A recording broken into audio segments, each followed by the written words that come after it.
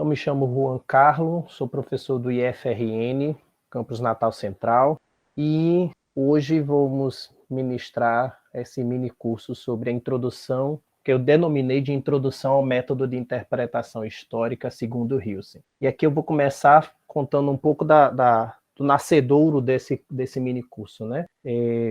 Na minha tese de doutorado, que eu trabalhei com História da Educação, mais especificadamente com a História da Educação Matemática, e mais especificadamente ainda com a História da disciplina Desenho, no campo da educação profissional, eu utilizei como fundamentação metodológica a interpretação histórica segundo o Hilsen. E aí os colegas de grupo de pesquisa, os colegas da pós-graduação, constantemente insistiam: Juan, dá um mini curso, faz alguma coisa, nos mostra um pouco como você usou essa interpretação histórica. E eu ficava, não, tá certo, um dia eu vou fazer. Chegou a oportunidade, através desse quinto COISM, eu aproveito para agradecer, na pessoa da professora Olívia, mas a todos aqueles que organizam o evento, pela possibilidade de mais uma vez estar participando e de dessa vez fazer esse mini curso, né, a proposta da interpretação do Hilsen. O que a gente pensou para esse mini curso foi, num primeiro momento,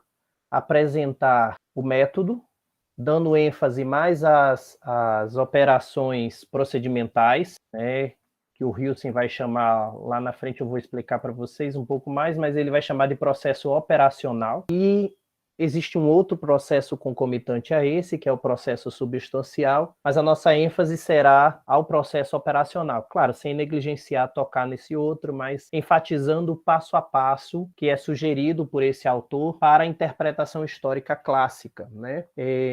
Depois desse momento, ou melhor, ao longo desse momento, eu vou explicando um pouco como eu fiz isso na minha tese, certo? Como esse passo a passo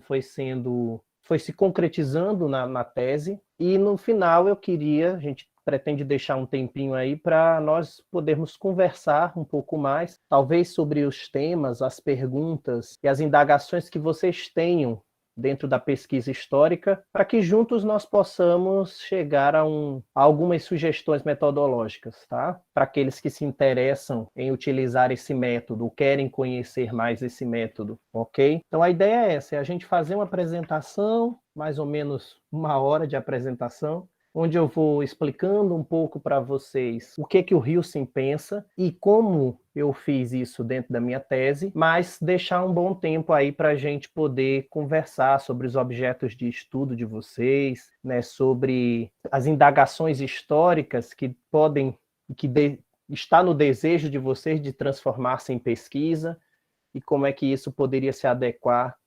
segundo a concepção do Hilsen. Tem uma preocupação particular, porque aqui onde eu me encontro, está chovendo muito, e já agora de manhã houve algumas intercorrências com relação à transmissão, né? Minha internet caiu algumas vezes, mas se isso acontecer, não se preocupem que eu volto. Estou aqui tentando articular algumas possibilidades de alternar, se isso vier a acontecer, alternar a rede de Wi-Fi, enfim. Vamos ver se a gente consegue viver tranquilamente essa manhã. Então, vamos lá. Primeiro apresentando o autor, né? Exato, Elaísa, Coisas do Online. O Jorn Hilsen, né? Ele nasceu em 1938, é um historiador e filósofo alemão que estudou na Universidade de Colônia, onde fez o doutorado em 66, trabalhando sobre a teoria do Gustav Droysen. E a teoria do Droysen tem muito a ver com a sistemática e com a metodologia da teoria da história. O Jorn Hilsen, ele é muito conhecido principalmente no campo de ensino de história. Ele tem algumas concepções bastante fortes, por exemplo, sobre o papel do ensino de história, sobre a didática da história. Uma de suas premissas, que acaba marcando também a sua teoria metodológica, é que a história ela constrói identidades, certo?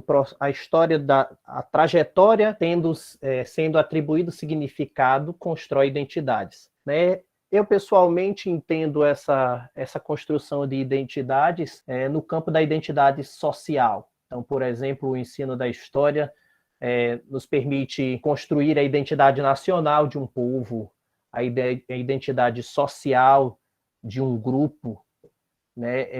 A história nos permite dar esse significado e nos entender enquanto pessoas, né? Construir a nossa identidade. Isso é muito forte na teoria da história do Hilsen, principalmente como função do ensino de história. Mas o nosso foco aqui não é a teoria da história, o nosso foco aqui, não é o ensino de história, mas sim o método de pesquisa histórica.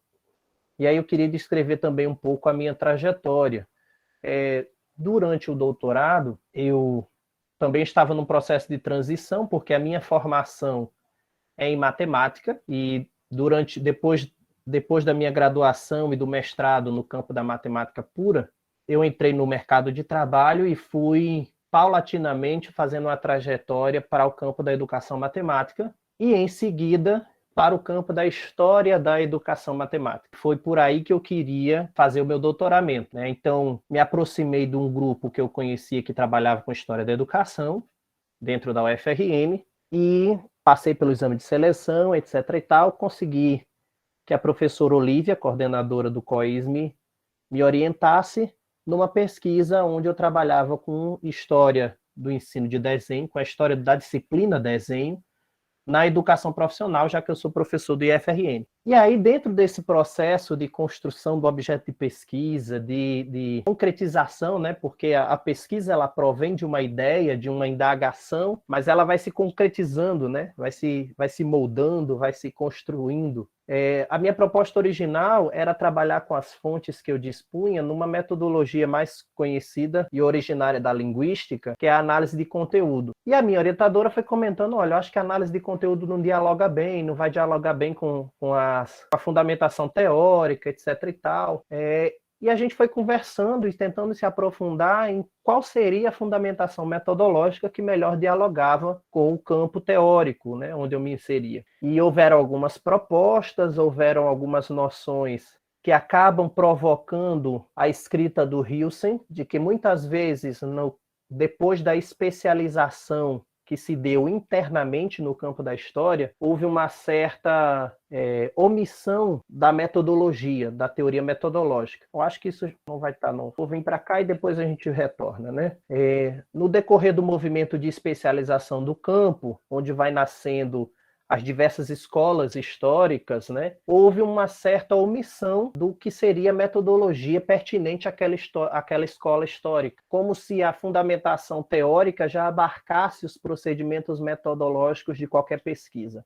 O Hilsen, ele provoca o retorno à concepção clássica de ciência, que precisa ter uma fundamentação teórica, que precisa ter uma fundamentação metodológica, que dialoguem, claro, obviamente, mas que sejam claras para a pesquisa. A pesquisa precisa ter método, a ciência precisa ter método, e isso precisa estar clarificado, né? Não pode ser uma informação subjacente a qualquer pesquisa. Então, meu campo teórico é da microhistória, então automaticamente eu já tenho uma fundamentação metodológica só ao afirmar o meu campo teórico. Eu trabalho com a nova história cultural, então já tenho uma fundamentação metodológica clara. Não, para o Hilsen, nós precisamos fazer o processo de interconexão, de diálogo entre a fundamentação teórica e a fundamentação metodológica. E aí, é claro, ele não quer negligenciar que existem especificidades, mas ele vai estudar o que tem de comum em todo o processo de pesquisa histórica, independente de qualquer fundamentação teórica, né? Isso, para mim, é muito forte, muito interessante no trabalho dele, porque quando ele faz isso, quando ele dá essa interpretação, dá ao método histórico essa limpeza, vamos assim dizer, e chega só ao que é essencial e o que é comum, isso faz com que aquilo que é produto desse estudo dialogue com uma gama quase que 100% das teorias históricas, tá? Ele vai limpando todos os excessos e deixando o método histórico só com o que é essencial. Isso permite um diálogo muito mais amplo com qualquer teoria. né, diferente de metodologias que só dialogam com aquele referencial teórico, tá?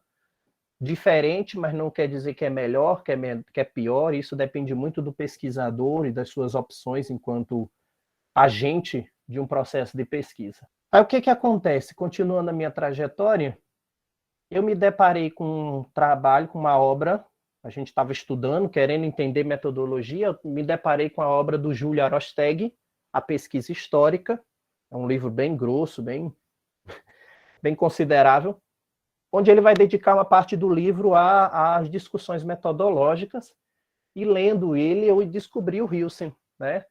Aí fui falar com a minha orientadora, etc. e tal. Olha, eu achei interessante essa teoria aqui, porque ela é muito metódica, ela é muito passo a passo, procedimental mesmo. Então, já que eu estava num processo de transição, e transição de uma ciência mais ditadura, né? Onde os processos metodológicos são muito marcados, para uma ciência humana e social mais complexa para mim, né? Ter esse passo a passo delimitado era muito interessante. Ela disse, pois então se aprofunde na interpretação histórica do Hilsen. E aí eu fui atrás das obras mais citadas e me aparece a coleção, o nome da coleção é Teoria da História, ela é traduzida no Brasil por volta de 2010, né? E no volume 2 da coleção, intitulado Reconstrução do Passado, o Hilsen vai falar de sistemática e de metodologia. Depois ele reescreve a sua obra, essa coleção ela é sintetizada através do livro Teoria da História, a Teoria da História como uma Ciência, que é esse daqui. Certo? Esse livro de 2015, né, o ano da tradução aqui no Brasil, ele faz uma síntese não só das concepções metodológicas e sistemáticas do Hilsen, mas também, inclusive, das suas concepções sobre a teoria da história, sobre a didática da história, né? Ele faz uma síntese do que já havia produzido e aprofunda algumas outras coisas produzidas em outros contextos, né? Então, ele é um livro meio que chave para a gente poder entender o pensamento do autor. E aí, como diz o meu grupo de pesquisa, né, o grupo de pesquisa ao qual participo, esse livro se tornou meu livro de cabeceira. É aquele livro que você acordava com ele durante os 3 anos do doutorado, esse livro eu acordava com ele, dormia com ele, lia, relia de novo, marcava, enfim. E foi daí que eu fui compreendendo e fazendo, é claro, o olhar que eu tenho sobre essa proposta e tentando seguir a proposta metodológica do Hilsen para a pesquisa que eu estava desenvolvendo no doutorado. Ok? Então vamos lá. A primeira provocação do Hilsen na sua teoria é se a história pode ser realmente considerada ciência. E por que ela pode? A resposta que ele dá, Gerlane, eu não sei lhe dizer se esse livro é relativamente recente, eu não sei se eu encontro ele nesse formato. A versão de 2010, a coleção, né, Teoria da História, que são 3 livros, sim, eu sei que existe em PDF, mas esse Teoria da História de 2015 eu ainda não encontrei, certo? Mas a coleção Teoria da História, sim. A provocação do autor inicial é que se a história é uma ciência, né, é possível considerar o pensamento histórico como científico? Ou será que a história e o pensamento histórico nada mais são do que narrativas, um termo bastante utilizado hoje em dia e bastante deturpado, diga-se de passagem, hoje em dia, né? Será que a produção da história não é apenas narrativas no sentido de não ter um caráter científico, mas ser apenas uma interpretação, um olhar sobre o passado? E aí o Hilsen vai dizer que o pensamento histórico é científico, tá? E ele vai dizer isso baseado em 3 características de todas as ciências, que é o uso de uma terminologia conceitual especializada, certo? Então, existe uma linguagem com conceitos próprios, com entendimentos próprios da ciência histórica, né? Por exemplo, o termo representação é um termo próprio é um termo que tem um conceito próprio dentro da história, né? Então, esse tipo de terminologia, infraestrutura, microestrutura, superestrutura ou infraestrutura, são termos que têm seus conceitos próprios dentro do campo histórico, né? E constroem esse glossário, essa terminologia especializada, ok? Essa linguagem, no caso da história, ela não, ela tem uma particularidade de que são terminologias que estão dentro da linguagem da cultura dominante, certo? Mas que, mesmo assim, não são entendidas conforme a cultura dominante. Elas dialogam com a cultura, elas dialogam com a vida prática, mas têm um caráter que dá um certo distanciamento do mundo prático e adentra no mundo científico, ok? Uma outra característica que torna o pensamento histórico científico é a sua relação com a experiência.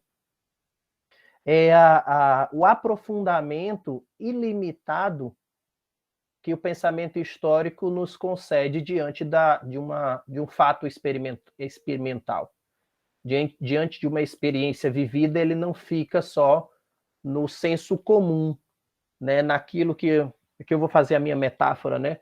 Naquilo que toca a pele, que toca o ordinário, mas ele nos leva a um aprofundamento que não tem limites, né? Ele olha com uma lente de uma maior profundeza e menor largueza, característica de toda a ciência. Gente, apesar de estarmos vivendo quase 12 anos nesse movimento, eu ainda tenho a mania de ficar olhando fico olhando para mim aqui embaixo, tá? Então, se eu não estou olhando direto para a câmera, me perdoem que eu ainda não aprendi. A gente vai estar, se Deus quiser, a gente já está voltando desse movimento, mas eu ainda fico vendo se de fato eu estou sendo ouvido, como é que está a minha postura. Mas voltando. E a terceira característica que o Hilsen vai nos dar com relação a justificar que, de fato, o pensamento histórico é científico é o caráter de procedimento. É o processo de argumentação que precisa ter uma coerência lógica e uma consistência formal e racional. Tá? Sem isso, de fato, o pensamento acaba se tornando apenas uma narrativa no sentido mais pejorativo do termo, vamos assim dizer. É apenas contação de histórias, né? Apenas uma interpretação sem cientificidade. Tá? Para o pensamento histórico científico, nós temos que, de fato, respeitar essa coerência lógica e essa consistência formal e racional. Para mim, com a perspectiva do raciocínio matemático, do raciocínio lógico formal inerente à minha trajetória acadêmica, isso foi assim o selo que me fez dizer, não, é por aqui que eu vou metodologicamente, né? Esse rapaz, esse senhor vai me orientar de forma que eu possa construir um texto um texto científico no campo historiográfico, mas que me permita, de fato, uma segurança, né, com relação a esse produto. Tá? E aí, quais são as noções básicas do Hilsen? Já falei um pouco dessa dicotomia, né, historicizada. Né? A história vai se afunilando em campos, em especializações, e dentro dessas especializações ocorre uma sublimação da consciência metodológica, da necessidade metodológica. Eu já comentei um pouco sobre isso. Para superar esse entendimento, o Hilsen diz que a ciência histórica nos concede a oportunidade de termos, a partir de um método, uma controlabilidade intersubjetiva. O que é isso? A ciência histórica me permite a subjetividade, permite ao pesquisador ter um olhar que é particular sobre aquilo que estuda, sobre o objeto da sua pesquisa, mas esse olhar particular não tira o caráter científico, porque é um olhar justificado, é um olhar controlado pelo método, controlado pelos procedimentos que o justificam, certo? Esse eu acho que é um termo-chave para a gente entender o que o Wilson quer com um processo com um método histórico, né? O método de interpretação histórica. Ele propõe ao pesquisador perpassar a sua pesquisa, dando oportunidade a aqueles que vão lê-la, aqueles que vão conhecê-la, de fazer a mesma trajetória, de entender a trajetória cognitiva que foi realizada, a trajetória de pensamento que foi realizado, e de acompanhá-la, podendo criticar, podendo concordar, mas fica claro no processo argumentativo. E aí vem uma característica que muitas vezes os historiadores tendem a colocar debaixo do tapete. Muitas vezes, naquilo que o Sertor nos chama de inversão escriturária, a gente vai apresentar o produto da nossa pesquisa, a representação que nós construímos a partir da pesquisa histórica, mas escondemos debaixo do tapete o processo de constituição dessa pesquisa. E isso para o leitor é muito complicado. Isso para o leitor deixa uma lacuna que faz com que ele possa se deparar com, mas é isso mesmo? Com indagações pessoais, né? Mas como é que ele chegou nessa conclusão? Né? O Wilson pretende que na nossa escrita, na qual existe ainda a inversão escriturária, né? Mas que nesse movimento de apresentação da pesquisa, nós não tenhamos medo de colocar o processo, de colocar as etapas, o caminho que o pensamento foi trilhado para podermos, foi trilhando, melhor dizendo, para podermos chegar a essas conclusões. Isso permite essa controlabilidade intersubjetiva, que dá o caráter científico ao produto da ação do pesquisador, ou seja, a pesquisa. Tá? E onde é que fica a objetividade? Para o Wilson, e aí está a citação, né? A objetividade histórica é uma determinada forma de tornar efetiva a subjetividade, que é particular e capaz, peculiar e capaz de distinguir os sujeitos, ou seja, de não excluí-los, mas levá-los em conta.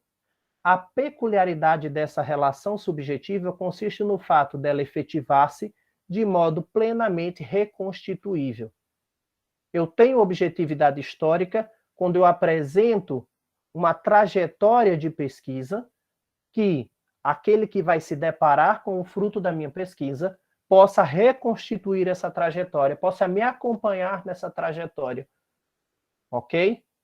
E, de fato, nesse acompanhar, ele tem a possibilidade de avaliar, de concordar ou discordar daquilo que é produzido, das conclusões que são produzidas. Tranquilo até aí essa terminologia? Ok, gente? Então, para o Wilson, o que é pesquisa histórica? Qualquer dúvida, tá, gente? Vocês podem colocar no chat. E aí a Nara e a Laís podem... Ou então você levanta a mãozinha e aí dá um sinal sonoro para mim. E a gente pode, para não ficar só esse caráter de momento expositivo, né? A gente poder dialogar. Então, a pesquisa histórica, para o Wilson, é um processo cognitivo, ou seja, é um caminho de pensamento, no qual os dados das fontes apreendidos e elaborados para concretizar ou modificar empiricamente as perspectivas teóricas referentes ao passado humano. A pesquisa é o processo no qual se obtém dos dados das fontes um conhecimento histórico, mas não é um conhecimento histórico qualquer, é um conhecimento histórico controlável, certo? Num primeiro momento, quando a gente vê essa citação, a gente pode cair no que o Wilson chama de metáfora das fontes, como se as fontes fossem nos falar tudo, e tudo que elas falassem fosse puramente verdade. Mas não é isso que ele tenta defender, isso é metafórico. Na verdade, quando nós extraímos, nós aprendemos esses dados das fontes, nós atribuímos, a partir da perspectiva teórica, o sentido que se dá a dar essa fonte. Na verdade, essa fonte, ela só se torna fonte depois que nós, de fato, indagamos e atribuímos sentido a partir da perspectiva teórica que adotamos. Por isso, a noção do Hilsen é tentar limpar, como eu ia dizendo, os diversos métodos, que vocês, quando a gente for para o procedimental, vocês vão perceber que muitos de vocês, se não todos, aqueles que fazem já pesquisa histórica, vão dizer, não, mas isso eu também faço. Não, mas isso daqui, isso é lógico, é preciso fazer para pesquisa histórica. Porque o que o Hilsen está propondo é uma limpeza. Todos aqueles campos especializados precisamos limpar e deixar só o essencial e não esconder esse essencial do caminho metodológico. Esse é o cerne da proposta do Hilsen. Tá? E aí, da onde surge a pesquisa histórica? A pesquisa histórica, deixa eu ler aqui rapidinho, as fontes assim se constituem a partir das questões que são lançadas sobre elas. Sem questionamentos não há a produção, isso mesmo. Sem questionamento não há produção de conhecimento. E aí eu vou entrar exatamente nisso, Gerlane. A pesquisa é o trabalho de responder empiricamente às perguntas históricas. O nascedouro de uma pesquisa é a pergunta histórica. Mas nós não podemos entender a pergunta histórica como algo inocente. A pergunta histórica só surge em nós, pesquisadores, porque nós temos um embasamento teórico, uma motivação teórica para fazer essa pergunta. Então, essa pergunta, ela nasce com uma pré-formulação de uma resposta. Ou seja, com uma hipótese. Tá? É o que a gente chama de hipótese no campo metodológico. Eu faço a pergunta, mas eu tenho uma expectativa de resposta, que pode ser completamente diferente depois que eu faça o processo de pesquisa, a empiria da pesquisa. Mas ela não nasce aleatoriamente. Trazendo o meu exemplo, né, o exemplo da minha tese. A provocação da minha tese é que o decreto de criação das escolas de aprendizes artífices, ele traz na sua regulamentação a obrigatoriedade do ensino de desenho. Ele ainda usa ele usa esse termo que eu acho impressionante, para a melhor aptidão ao ofício que se deseja aprender. Então, os alunos eram obrigados a fazer um curso de desenho para serem aptos a aprender os ofícios das escolas de aprendizes e artífices. Isso destaca. Por que dentre todas as disciplinas, o desenho tinha esse destaque? E aí, lembrando que as escolas de aprendizes e artífices eram escolas primárias, né? A gente se ensinava para os alunos o ler, o escrever e o contar. Ler, escrever e contar, e o curso de desenho. Era isso que se ensinava. E o resto era nas oficinas, era na vida prática, era diante dos mestres. Tá? Mas por que dar esse destaque? Qual é a representação que o desenho, e aí o desenho é uma das matemáticas do período, né? No período não existia, no recorte temporal, não existia matemática enquanto disciplina, como a gente conhece hoje, uma única disciplina chamada matemática. Não. Né? A trajetória de uma única cifra chamada matemática é da década de 40 para cá. Antes disso, nós tínhamos as matemáticas, que era a disciplina aritmética, a disciplina álgebra, a disciplina trigonometria, a disciplina geometria e a disciplina desenho. Essas eram as matemáticas escolares no período da colônia, no período do Império, certo? No início da República Brasileira. Ok? Então, me saltava aos olhos, ao mergulhar no estudo historiográfico da educação profissional, essa pergunta. Mas essa pergunta já trazia para mim uma resposta. Ora, se dava-se esse destaque, é porque se compreendia que o desenho era importante para o ensino. para o ensino profissional, para a educação profissional. Então, já da minha hipótese, eu partia do pressuposto que o desenho tinha um status de relevante para a educação profissional e que, com o decorrer do tempo, havia um deslocamento desse status de relevância. Essa era a provocação, essa era a hipótese. E aí eu fui investigar da onde vem essa concepção de relevância do status do desenho, por que o desenho, antes de 1909, já era compreendido como algo importante para a educação profissional, claro, para a formação, para a educação de mão de obra, ou para a formação de mão de obra, né? Educação profissional é um termo mais atual, certo? Por que isso já tinha o desenho já tinha esse relevo, essa importância, e por que ao longo do processo, ao longo da trajetória da Escola de Aprendizes e Artífices, a gente ia percebendo que esse desenho perdia esse status, tá? Então, eu já tinha uma resposta pré-formulada a essa pergunta. Que essa resposta pré-formulada, uma vez trabalhada, se torna a hipótese inicial da nossa tese, da nossa pesquisa. Então, como é que... a definição do método histórico segundo o Hilsen, né? Como no campo da educação matemática ele não é um autor muito conhecido, eu acabo tendo que colocar em todos os meus artigos essa definição, né? Porque senão o avaliador logo diz, não, mas quem é? Qual é? Eu vou submeter para um evento, vou submeter para uma pesquisa, é avaliado entre os pares do campo da história da educação matemática, e o povo, quem é? Né? Você precisa aprofundar isso. Então, eu sempre coloco essa definição, né? O método histórico é a soma de todas as regras que determinam o pensamento histórico. Regras, certo? Então, é o conjunto de regras que determinam o pensamento histórico enquanto processo de pesquisa. A pesquisa criada por regras confere o conhecimento histórico a capacidade de fundamento que o caracteriza como ciência. Ok? Então, é o método histórico que caracteriza a pesquisa histórica como uma ciência. Como é que é o movimento desse método histórico? Né? A história já vai sempre dizendo isso, né? Os teóricos da história vão dizendo que a pesquisa histórica nasce de uma pergunta e busca como objetivo chegar numa resposta, certo? Agora, essa pergunta surge da onde? Essa pergunta, essa indagação do pesquisador, nasce da prática da vida atual, ou seja, do olhar dele sobre o que o cerca e do acervo de conhecimento histórico existente. Da onde surgiu a minha pergunta, o meu questionamento, por que o desenho tinha esse status, essa relevância para a educação profissional.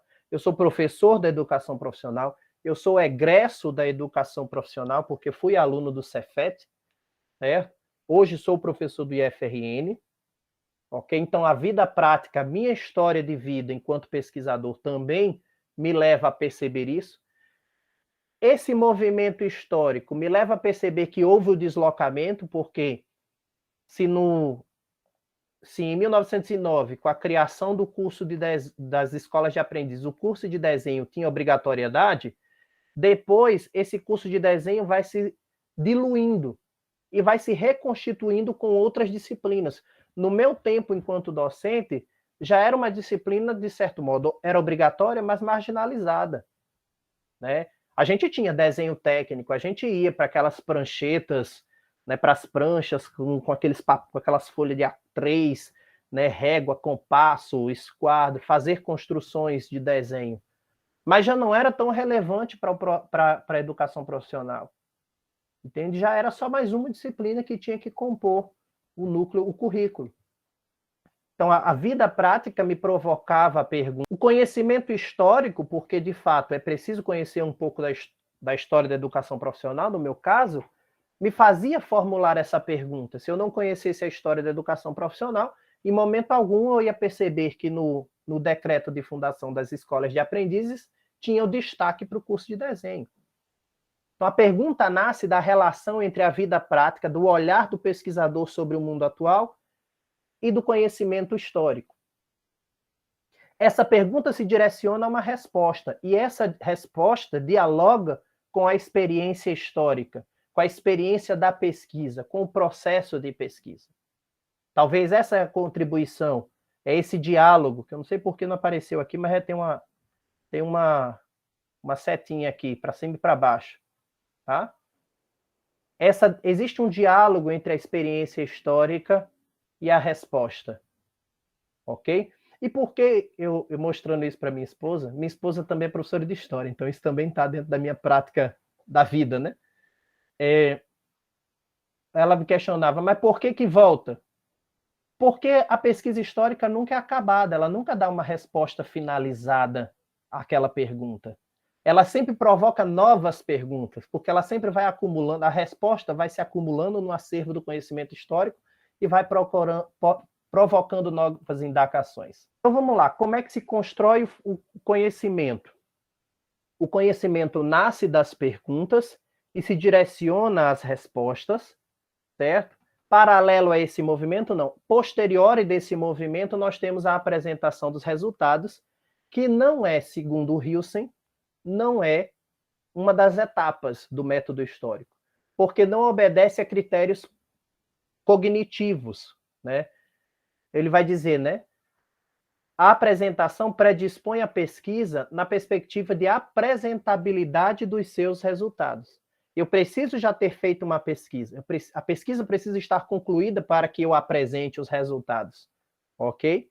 Ou parte da pesquisa para que eu apresente parte dos resultados, certo? E essa apresentação, ela não obedece critérios puramente cognitivos. Essa apresentação, por exemplo, obedece também a critérios linguísticos, né? A critérios de normas. Então, existe uma maneira acadêmica de se apresentar uma tese de doutorado. A tese de doutorado é fruto de uma pesquisa, mas a apresentação tem que seguir relações mais do que simplesmente mostrar a pesquisa. Precisa obedecer àquela forma. Do mesmo jeito com uma dissertação, do mesmo jeito com um artigo. Então, quando eu quero disseminar os resultados, eu não obedeço somente a critérios cognitivos.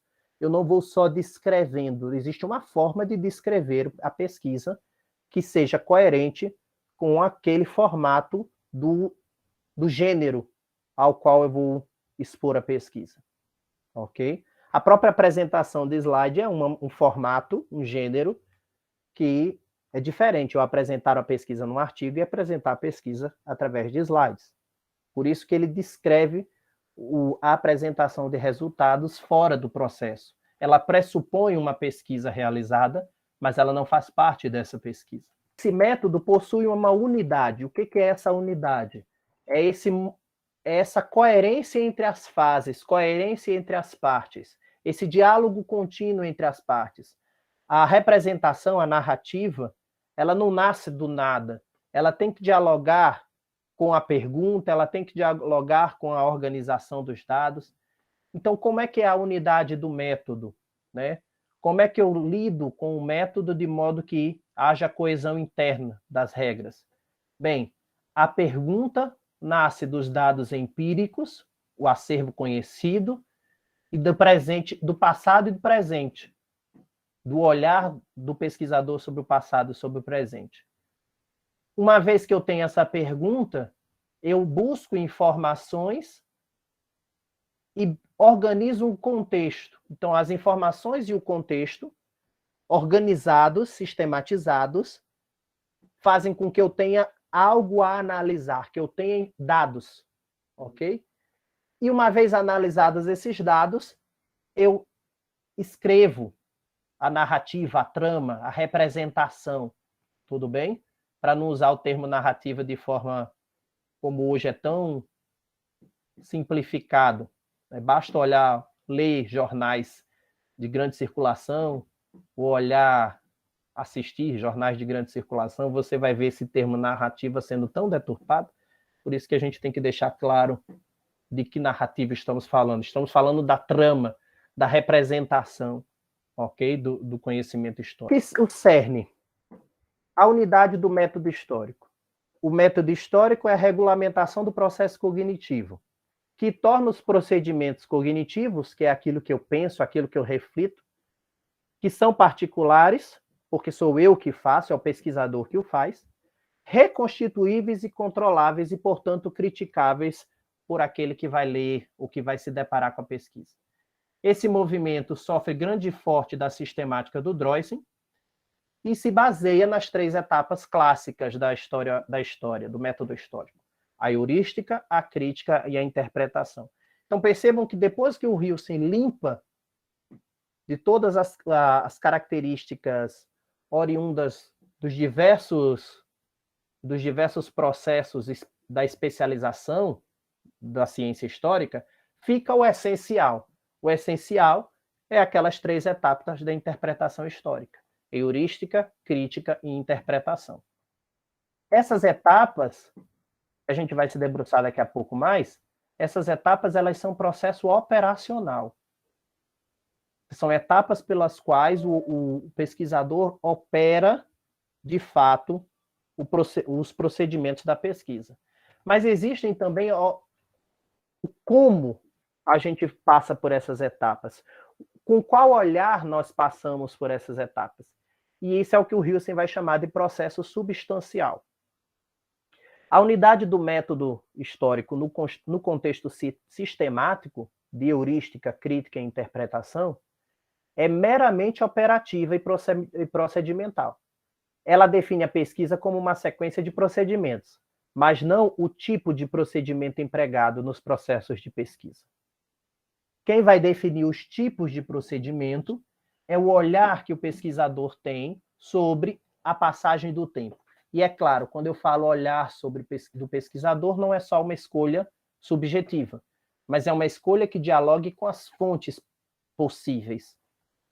Então, existem 3 maneiras de a gente perceber o tempo. Segundo o Hilsen, existe o tempo humano, o tempo da natureza e um intercalamento esses dois. O tempo humano e da natureza mediados. Certo? Como assim, Juan? O tempo humano é aquela perspectiva subjetiva do ser que está dentro do tempo. Certo? É um olhar interno. Então, sou eu, enquanto agente social, enquanto pessoa, vendo, por exemplo, o tempo. Imagina aí, professores de história ter que ensinar no futuro o que foi o Brasil no início do século XXI, nos últimos 20 anos. O furdunço que vai ser essa aula de história, né? Para os alunos no futuro entenderem as opções que esse país e as situações que esse país passou. Imaginem. Mais uma coisa, sofreremos, é verdade, né? Mas uma coisa é esse olhar do tempo a partir de quem passou por ele, de quem o escreveu, de quem o registrou, de quem constituiu as fontes. Por exemplo, vou trazer um outro exemplo. Imagine um livro, um documento de historiografia da educação profissional construído pelo Celso Sucô da Fonseca, né? O Celso Sucô é um intelectual, um engenheiro, que esteve à frente da gestão da educação profissional brasileira. Certo? Eu estou usando esse termo, eu estou usando esse exemplo porque eu tenho um artigo escrito com a professora Olivia, onde a gente faz uma análise desse livro, História da Educação Industrial no Brasil, escrito pelo Celso da Fonseca. Certo? Uma coisa é eu analisar esse livro, esse documento histórico, e entender que o autor desse documento histórico, ele concebe o tempo, apesar dele tentar escrever de modo isento, porque era próprio da historiografia daquele tempo, né, de modo a analisar somente o tempo da natureza, o produto da sua pesquisa perpassa o tempo humano, perpassa aquilo que ele viveu, aquilo que ele experimentou, a maneira com que ele viu essa história sendo construída. É um registro também pessoal. E imagine, por exemplo, a gente ler um trabalho do Luiz Cunha sobre a história da educação profissional. Ele não estava naquele tempo. Ele tem um outro processo de observação do tempo passando. porque ele não estava inserido lá. Ele olha muito mais o tempo da natureza, um olhar exterior à passagem do tempo, do que o olhar de alguém que estava naquele momento histórico. Então, segundo Hilsen, nós temos 3 maneiras nas quais nós... Exatamente, Gelane. Mas existem 3 maneiras das quais nós olhamos para esses dados, para essa... Eu perdi agora a palavra. 3 maneiras de olhar para a pesquisa. Existe o modo hermenêutico, que é aquele em que eu dialogo com esse tempo humano. Então, nós podemos ver isso, por exemplo, em pesquisas onde nós vamos trabalhar com a história oral, por exemplo. Né? A história oral enquanto método. A história oral produz as narrativas orais, que são transcritas e se tornam fontes. E ao analisar essas fontes, nós não negligenciamos o fato de que essa fonte foi produzida por alguém que viveu. Então, eu vou interpretar aquilo que ele diz, dialogando com um conhecimento histórico existente. Ok?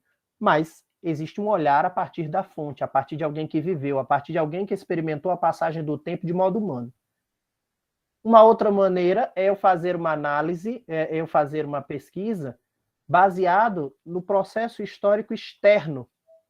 Então, entendendo as minhas fontes como produções humanas, mas também entendendo as minhas fontes, dando ênfase a essas fontes ao longo de processos históricos que nós conhecemos e que não conhecem aqueles que estavam registrando. Né? Aquele que estava produzindo a fonte. Aquele que estava produzindo a fonte não sabia o que ia acontecer no futuro. Nós estamos olhando a fonte, sabendo o que aconteceu posterior à sua produção. Isso traz um processo substancialmente analítico à pesquisa, porque eu tenho um olhar da passagem do tempo a partir da natureza exterior àquela produção. E uma terceira via é a dialética, onde eu trago a interseção entre esses 2 olhares. Num primeiro momento, a gente pode achar que a dialética é sempre o processo, o objetivo visado da pesquisa histórica. Um bom pesquisador, uma boa pesquisa vai ter sempre essa noção dialética. Nem sempre. Seria então um olhar e a posição do pesquisador que caracteriza esse processo? Isso. E a fonte também, Laís. Também a fonte sobre o sentido que o pesquisador dá, sobre o olhar que o pesquisador dá, é que vai caracterizar o processo. Então, o olhar do pesquisador limita ao que ele quer enxergar, né? O que ele está procurando, a noção de percepção seletiva. Tá? Mas a fonte também me fornece. Não tem como, por exemplo, eu trabalhar com uma fonte de história oral simplesmente ignorando a hermenêutica. Não tem. Certo? Eu posso até fazer a dialética, né? Essa hermenêutica se intercruzando com o tempo da natureza. Mas não tem como eu ignorar. A fonte me impõe essa obrigatoriedade de analisar a hermenêutica, a maneira com que o produtor da narrativa oral está se expressando sobre aquilo que ele viveu. Clareou? Sim, consegui responder. Ok? Então, assim, como eu estava dizendo, a gente talvez tenha a noção de que a pesquisa ideal é aquela dialética. Não necessariamente, né? O nosso olhar pode ser hermenêutico, o nosso olhar pode ser somente analítico, tá? E isso não descaracteriza ou invalida a pesquisa. Como todo processo do método histórico, eu preciso deixar isso claro e fazer com que aqueles que vão ter acesso à pesquisa façam essa transição junto comigo, ok?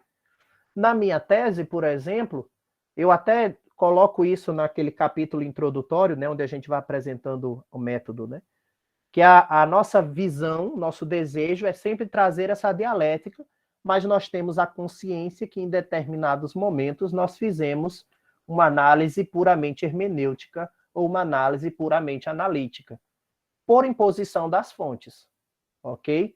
Então, quando eu tinha fontes, por exemplo, onde eu trabalhei com as taxas de evasão, né? Então são 10, 12 relatórios do Ministério, onde dizia os números frios, aqueles matriculados, aqueles evadidos, aqueles que concluíram, de cada uma das escolas de aprendizes e artífices. Claro, meu foco, meu locus da pesquisa era o Rio Grande do Norte, mas eu queria fazer um estudo nesse aspecto comparativo.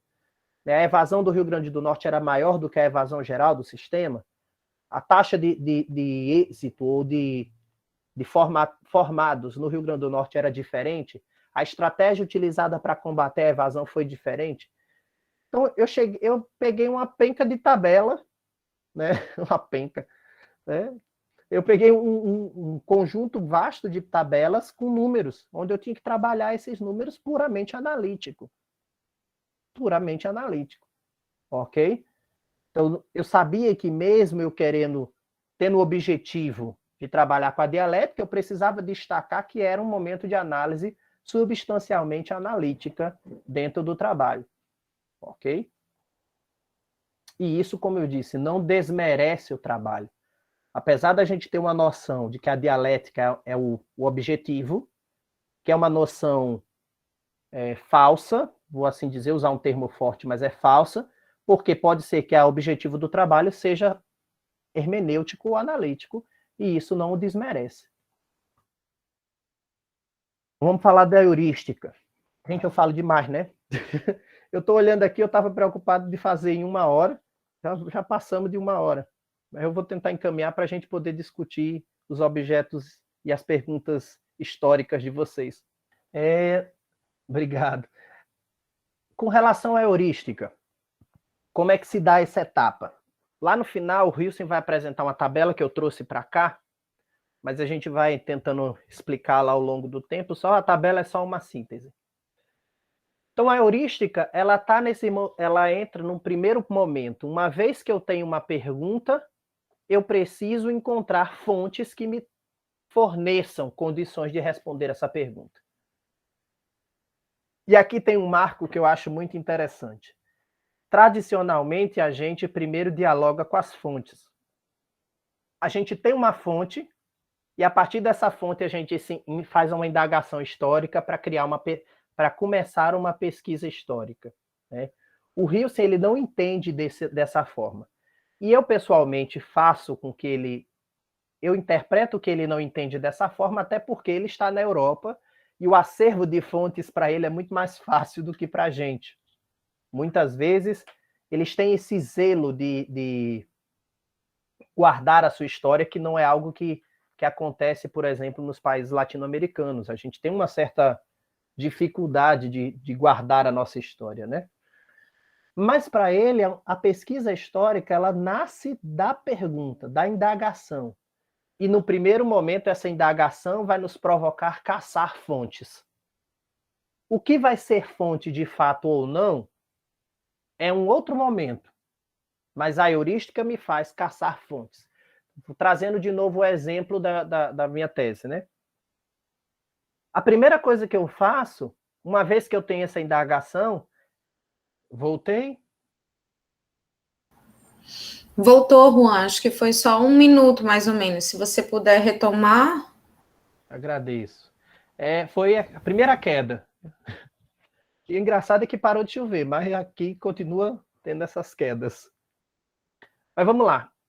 Onde eu comentei que para o Hilsen, a pergunta histórica é o nascedouro da pesquisa e não o conhecimento da fonte, certo? Muitas vezes diferente do que a gente faz. E a gente tem a fonte, e da fonte a gente vai fazer uma exploração para criar uma pergunta. Né? Para ele não é assim. Então eu tenho a pergunta histórica, eu vou atrás das fontes. No meu processo de pesquisa, eu tinha a pergunta histórica a partir do acesso à lei, e fui atrás do acervo. E aí, diferente do que eu recomendo, eu fui primeiro atrás do acervo físico, que por um aspecto foi bom essa opção. Mas muitas vezes eu acho mais prático a gente ir atrás do acervo digital para depois ir para o acervo físico. Fui me enfurnar, vamos assim dizer, dentro do arquivo. E aqui todo pesquisador de história faz isso, né? Vai se enfurnar dentro do arquivo, vai catalogar fonte que com certeza você não vai utilizar. Eu me lembro que teve um determinado momento da minha pesquisa que eu tinha 800 imagens, porque tudo que eu via saía batendo foto, tudo que eu podia ver. Depois eu vejo se isso é bom ou não. Eu fico brincando, às vezes a gente viaja com a família e eu não bato 200 fotos na minha vida, mas para pesquisa eu cheguei a ter 800 imagens. E aí a gente sai catalogando tudo, batendo foto, registrando, guardando, porque a gente sabe que eu sabia que naquele arquivo eu teria fontes que me seriam importantes. Muitas não seriam descartadas posteriores, mas ali não era o momento de sair olhando e analisando se serve ou se não serve. Ali era o momento de tê-las, né, de adquiri-las, de não perdê-las, né? O que é fonte, né, para a gente? Né? É importante a gente dizer que como o Huyssin coloca aí, né, o manejo das fontes depende da fertilidade da pergunta. Fonte é aquilo que o historiador, com o que o historiador vai dialogar. Tudo bem? Isso é a nova história que permite essa visão mais ampla, né? A história mais tradicional é que nos dava uma perspectiva diferente. É isso mesmo. Depois da pandemia que a pessoa fica agora, não dá tempo de pensar. Eu me lembro, foi numa... que a gente estava numa qualificação, minha orientadora estava na banca de qualificação, e um colega do meu lado abriu um livro. Nesse livro era tipo aqueles manuais didáticos sobre... Manuais didáticos, né? Sobre educação de um período antigo. Aí eu só vi o sinal da minha orientadora. Pede para bater foto. Eu, rapidinho, posso dar uma olhada nesse livro? Aí eu vi, olhei lá o período histórico, não quis saber, saquei o celular e comecei a bater foto das páginas. Depois, eu vi que aquilo não era dentro do meu recorte, porque meu processo, minha pesquisa depois teve um corte temporal, né? A amplidão temporal da minha pesquisa era de 60 anos e a gente cortou para 30. Então, quando eu fiz esse corte, essa fonte particular, ela já saía do tempo. Né? Tem esse movimento de decepção, Gerlando, mas ao mesmo tempo você fica, né, com aquele acervo e depois pode provocar outras perguntas, né? Servir para outras pesquisas, isso mesmo. Mas é esse é o movimento da heurística. Você está ali buscando e depois depois que você vai filtrar, tudo que você acredita que pode se tornar uma fonte, você vai coletando, certo? Juan, existe a exigência de uma inovação na pesquisa? A pergunta histórica, ela deve nos trazer respostas que o acervo histórico não conhece, o acervo do conhecimento não tem, certo? Ou até interpretações distintas sobre o acervo, mas de modo que ela precise colaborar com o acervo do conhecimento histórico existente, tá? Então, essa inovação, ela é relativa. Inovação não é a medida pelo quanto o saber vai se evoluindo, vai se acumulando, né? Para ter inovação, é preciso considerar o saber histórico.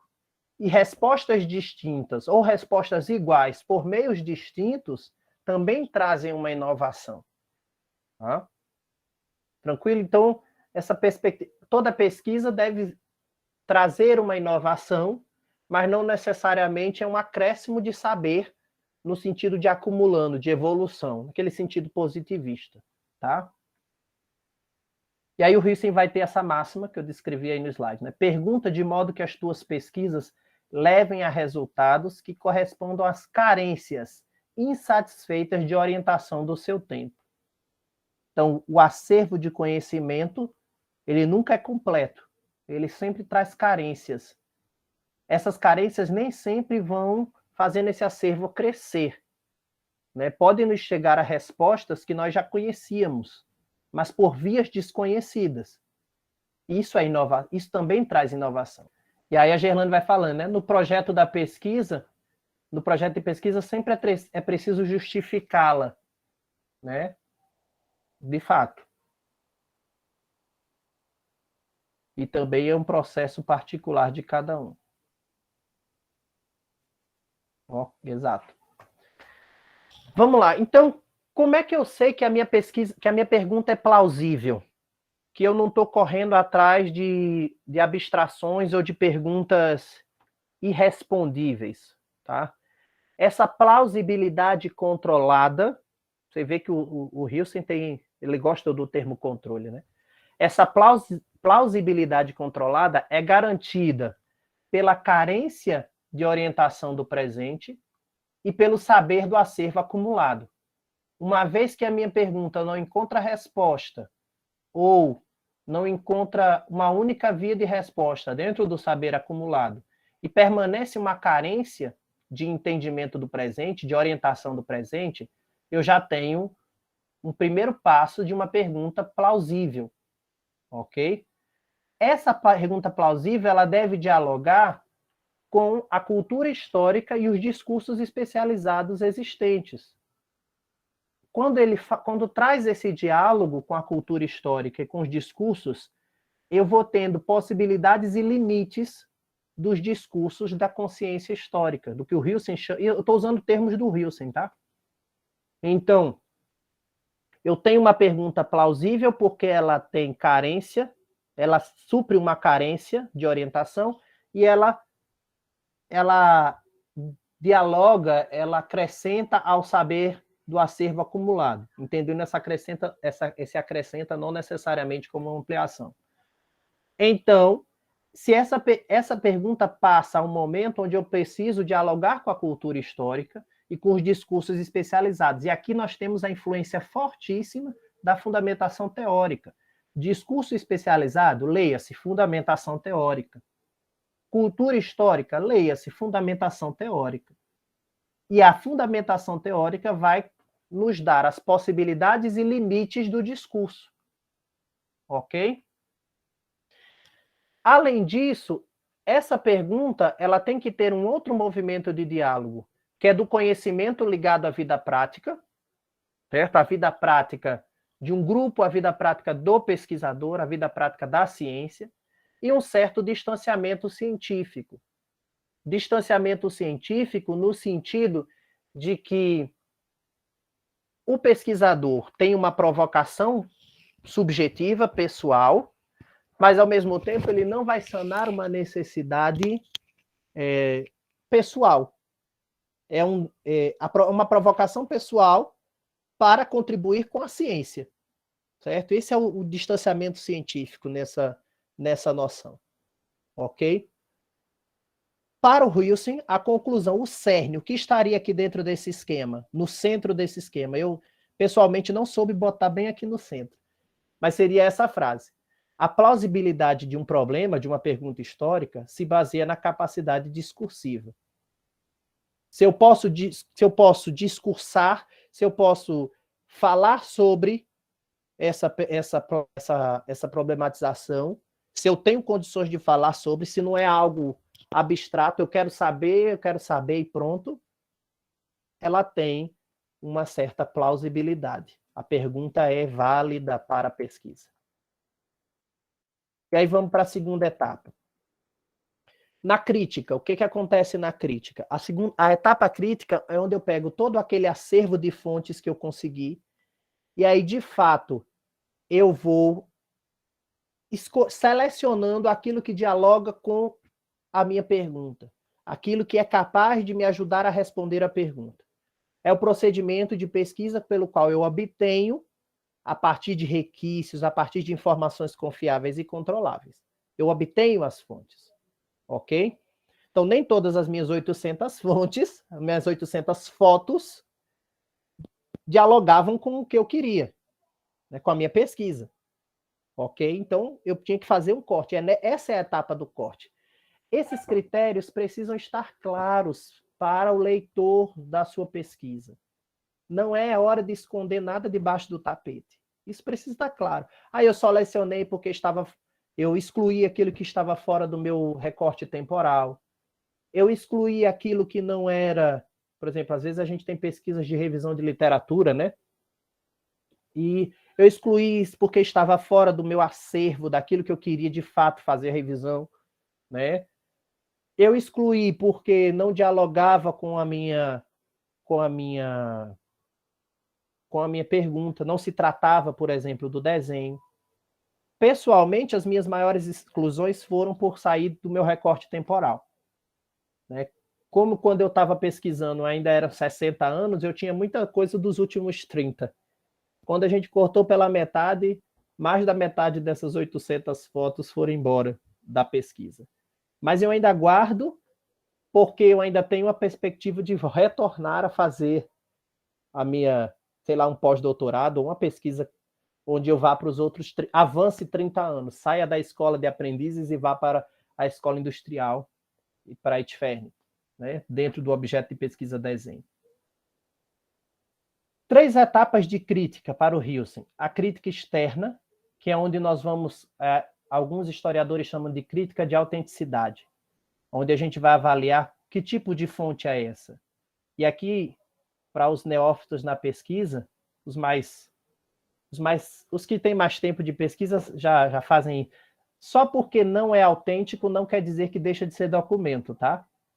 Isso é importante, que fontes não autênticas, fontes falsificadas também são fontes, desde que dialoguem com a sua pesquisa, desde que você tenha o olhar de que por que essa falsificação foi feita, qual era a intencionalidade.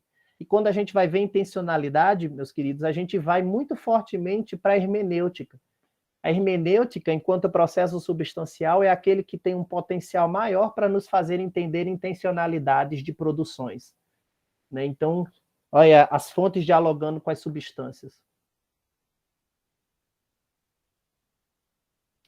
A Nara diz, é interessante salientar que quando temos uma pergunta consistente, já eliminamos automaticamente muita coisa. De fato, a pergunta ela tem que estar muito bem amarradinha para a gente poder fazer esse processo de limpeza das fontes, né? De corte das fontes, tá? Crítica externa passa depois para a crítica interna, que vai analisar qual é a qualidade da informação que aquela fonte nos concede, certo? É o momento onde essa fonte realmente vai me trazer alguma coisa, ela realmente dialoga com o meu problema, e aí entra o que a Nara falou. Um problema bem amarradinho, bem fechadinho, nos dá critérios muito claros para esse corte. Um problema que não está bem amarrado ainda, né, nos deixa com, às vezes, com muitas fontes, né? E nem sempre quantidade de fonte é qualidade, né? Existem muitas pesquisas boas que, por exemplo, trabalham com uma única fonte, né? Interlaçando com as teorias, com a fundamentação teórica.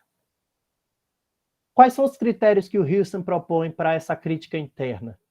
Proximidade temporal das fontes e possibilidade objetiva, certo? Proximidade temporal quer dizer que elas estejam em diálogo com o seu recorte temporal e estejam em diálogo entre si. Não é você pegar, como por exemplo o Carlos Ginzburg, né? Pega uma coletânea de... Ali foi... Eu estou pensando em Queijos e Vermes, né? Quando ele consegue encontrar um acervo de um processo da Inquisição sobre um determinado acusado, um acervo bem completinho, todo né? Com poucos buracos. Ali é muito bom quando a gente consegue isso, né? Mas não é uma proximidade temporal nesse sentido, mas é uma proximidade temporal que realmente mostre o diálogo, mesmo que os buracos, mesmo que tenha mais buraco do que um queijo suíço, certo? Mas haja uma certa proximidade temporal entre as fontes que permitam esse diálogo, ok? E isso também. Gerlane destacou aqui que a pergunta pode gerar outras perguntas, né? A possibilidade de, durante a realização da pesquisa, algumas questões mudarem, porque as fontes acabam levando para outros caminhos. De fato, as questões... Eu, pessoalmente, encontrei muitos spin-offs da minha pesquisa, assim. Eu coloco até isso na conclusão da minha tese, porque eu saí da pesquisa com tantas perguntas, com tantos spin-offs oriundos das fontes, que eu tenho coisa para pesquisar, trabalho para fazer aí até eu ficar bem, pelo menos nos próximos 10 anos, se eu fizesse só o que eu deixei pendente na tese, já era pesquisa para dar e vender, né? Enfim. Vou trazer um outro exemplo, né, dessa fala da Gerlane. Eu, pesquisando em acervos digitais, encontrei 10 anos de edição de uma revista. Essa revista, o título é O Novo Mundo.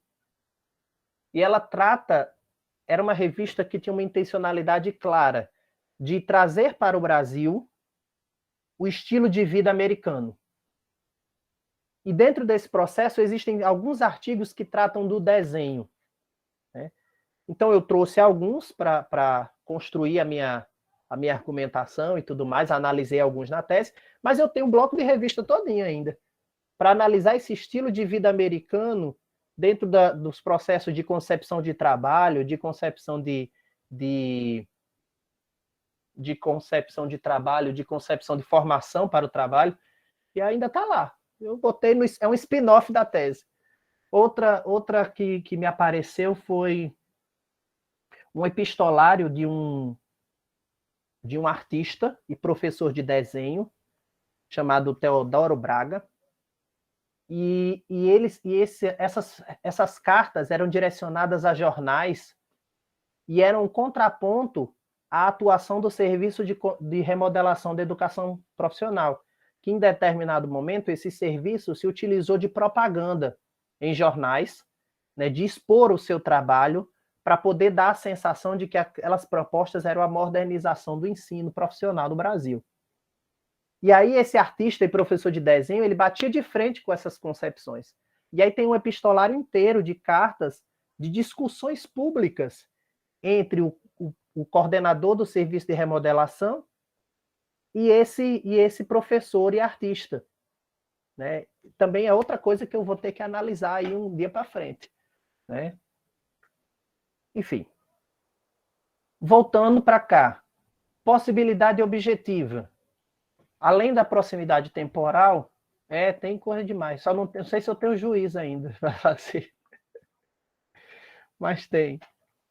Possibilidade objetiva para o Hilsen é a coerência.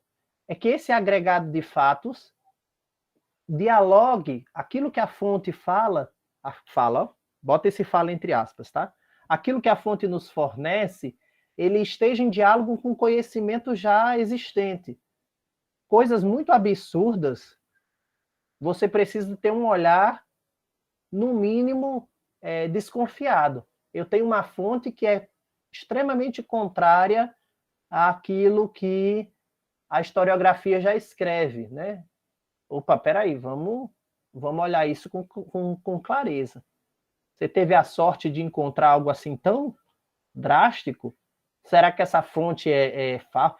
Então, essa possibilidade objetiva na crítica nos fornece argumentação. E aí, quando eu tenho uma fonte extremamente discrepante, ela exige de nós uma argumentação completamente diferente, certo? Para fazer grandes revoluções no acervo científico, a gente precisa ter uma argumentação completamente diferente. Ok? Pensei em revoluções aqui no formato, na concepção de Kuhn, tá? Crítica. Então, a crítica nos fornece uma plausibilidade do que uma fonte relata como fato. Para a plausibilidade do que a fonte relata como fato, é decisivo, no caso de dúvida, não o que a fonte diz, mas a compreensão da realidade pelo historiador. E essa compreensão da realidade, ela nasce do diálogo do historiador com todas as fontes se intercalando e do diálogo do historiador com um acervo de conhecimento já existente. Ok? Então, na dúvida, escolha não o que a fonte diz, mas o que você conhece enquanto historiador. Ele destaca também a possibilidade das ciências auxiliares, e aqui eu falo da Nara, por exemplo, com a estatística, né? Na sua tese de doutorado, ele está aí trabalhando com estatística com força, certo? No meu caso, eu trabalhei um pouco com um processo quantitativo, em alguns momentos para a ciência matemática auxiliando. A crítica das fontes destaca a objetividade, né? claro, deixando essa objetividade sempre é intersubjetiva, mas ela deixa... Mas é um momento onde o leitor da sua pesquisa tem clareza do passo a passo muito mais forte. Durante muito tempo, a perspectiva de método era só a crítica, era só essa etapa crítica de método na história. É preciso entender que a crítica das fontes, ela não produz fatos puros, certo? É quando o historiador dá sentido àquilo que a fonte está lhe oferecendo, é que você tem o fato histórico. Ok? Aqui, ó, acabei de comentar isso. Tornam-se históricos apenas quando postos em relação a outros fatos no contexto temporal com sentido e significado.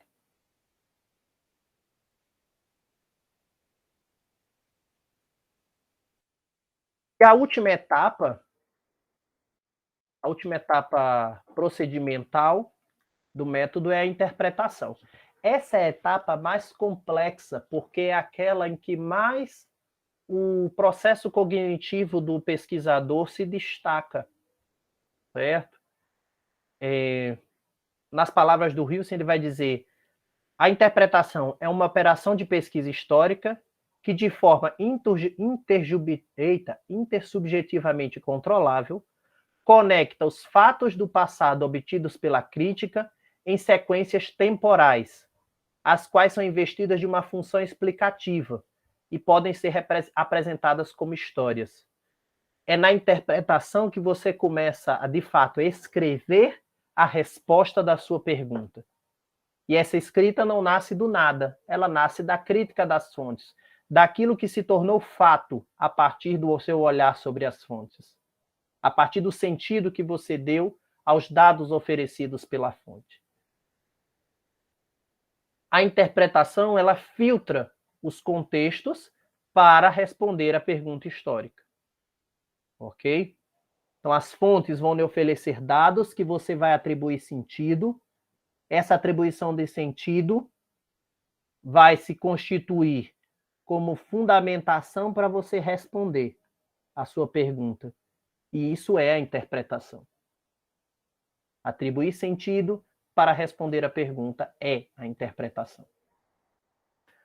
O resultado da interpretação não é a pura e simples ratificação empírica da ideia de uma possível história desenvolvida construtivamente.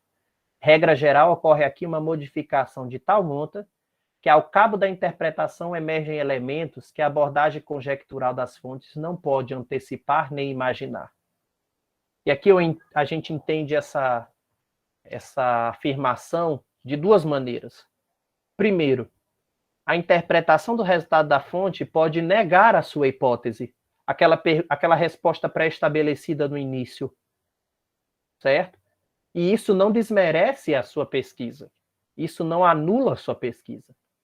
E segundo, a interpretação das fontes, a partir dos dados que você atribuiu sentido, podem fazer com que as conjecturas que você teve ao selecionar as fontes sejam distintas. Haja uma mudança dessas conjecturas. Eu selecionei essa fonte pensando que ela ia me falar isso, pensando que ela ia me oferecer essa informação, tá? E, na verdade, ela não oferece essa informação. Ela ofereceu outra, porque quando eu atribuí sentido e significado, não houve o diálogo. Esse momento, quando a gente está na pesquisa, você começa a meio que dar um choque assim na sua cabeça. É aquele momento onde você diz: meu Deus do céu, será que eu estou fazendo tudo errado? Porque aquilo que você dá um desespero. Será que aquilo que você conjecturou está tudo errado? Aí é aquele momento onde você diz: calma, respira e bola para frente. Não está errado. Não está errado. Isso é possível de acontecer e é normal que aconteça, segundo o Hilson. Tá? Regra geral, ocorre essa modificação. Ok? Porque entenda o processo de diálogo, né, entre você e a fonte. E aqui diálogo entre aspas, né? Quando a gente não escolhe interlocutor no diálogo. A gente fala, mas a gente não sabe o que vai ouvir do diálogo. A gente não sabe nem o que o outro entendeu da nossa fala. Isso também acontece com as fontes, nessa metáfora de que as fontes falam, tá? A gente fala com o nosso interlocutor, que é a fonte, e nem sempre ela vai nos oferecer a corroboração com aquilo que a gente fala, com a nossa fala. E isso não é, assim, é desesperador, mas não é, um fato que acabe com a sua pesquisa. Isso é próprio da pesquisa, tá? Claro que essa fala com a fonte, além de ser metafórica, ela é mediada pela fundamentação, tá? O processo de conexão interpretativa é regulado quando a representação determinante de um contexto temporal abrangente pode ser relacionada às informações obtidas da fonte. Isso dá à interpretação um status teórico e explicativo. É aí que começa, de forma clara, é nesse processo cognitivo, onde eu estou com a representação dialogando com a minha fonte, eu começo a explicar, a entender e a explicar as coisas. Eu começo a teorizar e a explicar aquela pergunta. Eu começo a caminhar para a resposta, para chegar a essa resposta e encontrar essa resposta, a resposta à nossa pesquisa. Essa operação complexa, ela tem alguns nortes. Por exemplo, eu preciso levar em conta os contextos, as sequências temporais que eu obtenho pelos contextos históricos, os fatos originários nas críticas das fontes que eu obtenho nas pesquisas de informação das fontes, e preciso levar em fato as tramas narrativas, os construtos que já existem, a história que já foi contada, ok? E aqui, ó, uma corroboração com essa ideia. A interpretação é sempre intertextual. Ela sempre está referente a outras interpretações e adquire nessa relação o seu sentido histórico particular. O Wilson não considera mais. Então, a interpretação, ela dialoga com as interpretações existentes. Quando eu leio isso, eu entendo que para o Wilson não existem revoluções científicas no campo historiográfico, certo? Isso é uma afirmação minha, tá? Em momento algum o Wilson fala sobre isso. Mas me parece que ele, como na matemática, por exemplo, uma teoria nova, ela não desmerece, ela não exclui uma teoria antiga. Do mesmo jeito, uma pesquisa histórica nova, ela nunca vai eliminar a cientificidade de uma pesquisa antiga. É diferente da física, por exemplo, onde na física existem essas revoluções, né? Quando se, por exemplo, vou trazer um exemplo aqui que não seja tão absurdo, não me vem agora na cabeça. Quando, por exemplo, Einstein descobre a teoria da relatividade, ele põe em xeque toda a mecânica newtoniana, né?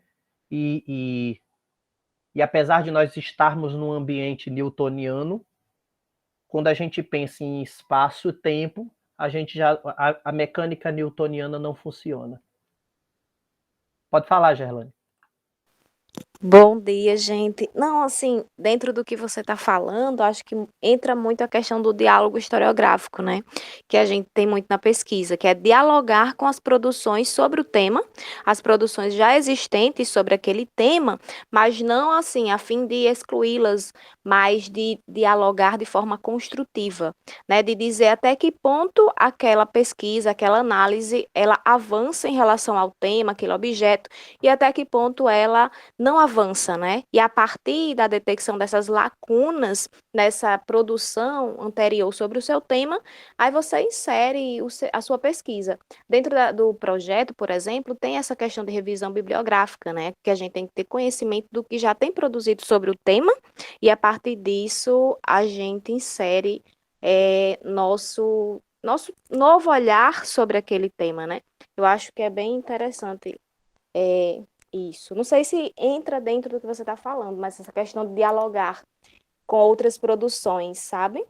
Não, como Perfeito. você falou, no sentido de revolucionar, mas de fato, partir das lacunas que você detectou, né, nesse processo de levantamento historiográfico, de levantamento bibliográfico. Até porque a gente não vai se propor a construir tudo do zero, né? A gente parte, pelo menos em história, a gente parte já de um conhecimento. Por exemplo, eu pesquiso no mestrado sobre o movimento da educação de base.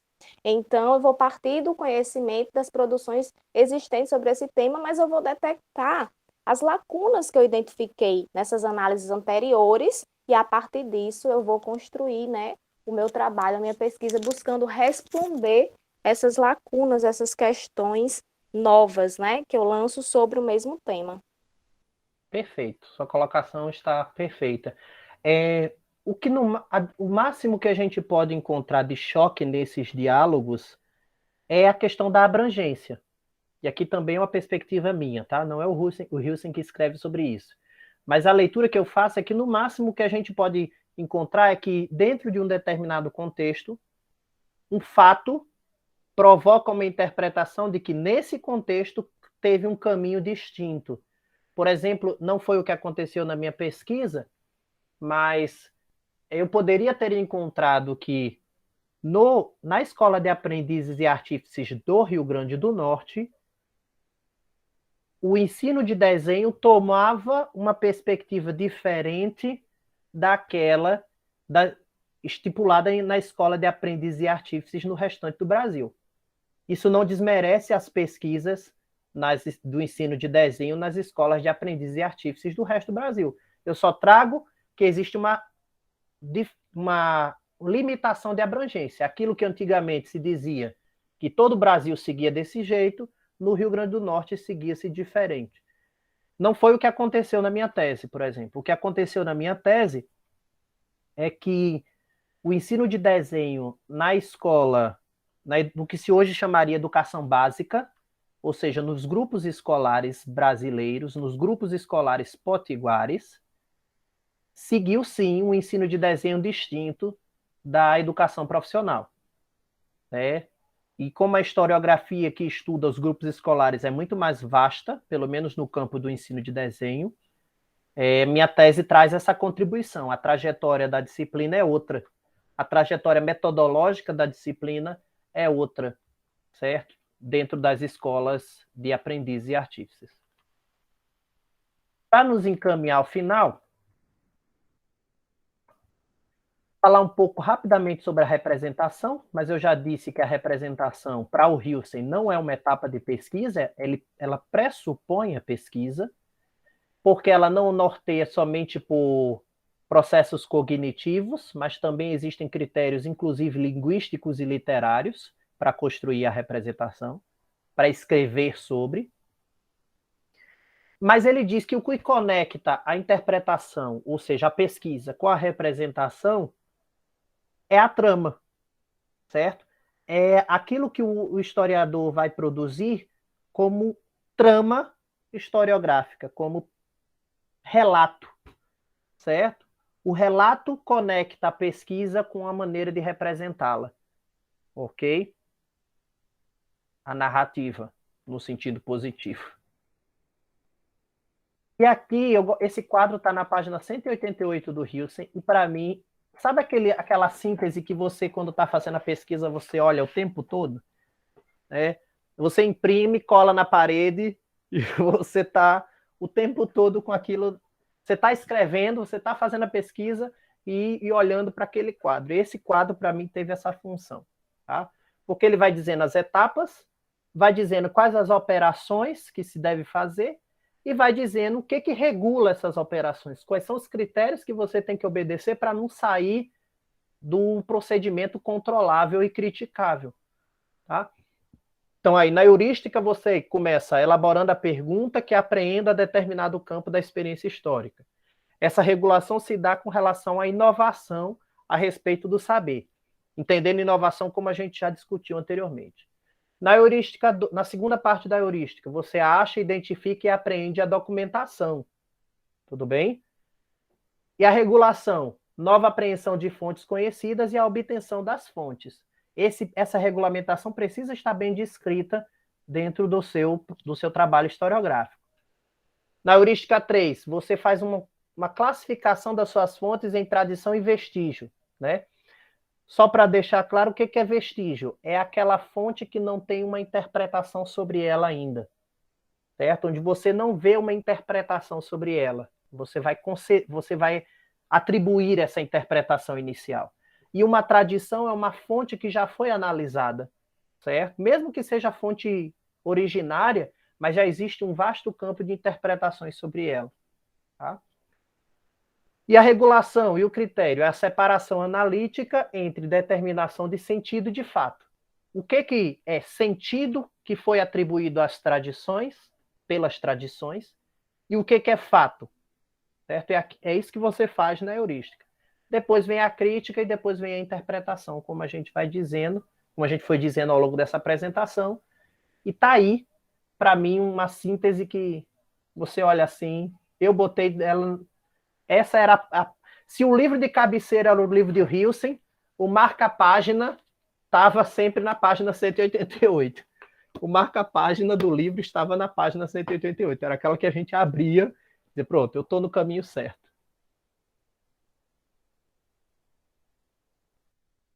Aqui uma bibliografia recomendada, tá? Obviamente está a minha tese, porque eu trouxe esses exemplos. Tem os 2 livros do Hilsen, onde está o cerne da metodologia, e tem esse texto que eu acho muito legal do William Baron sobre os comentadores e o uso do Hilsen no Brasil e os seus principais comentadores. Você vai perceber que o Hilsen ele é bastante usado no Sudeste, no Sul, né? Ele já, até porque quem traduz a obra do Hilsen é um professor da Universidade de Brasília, por exemplo. Então, o eixo centro-sul do Brasil já tem uma maior familiaridade com ele, já tem bastante comentadores sobre a obra do Hilsen. É isso. Agradeço a vocês pela paciência, agradeço a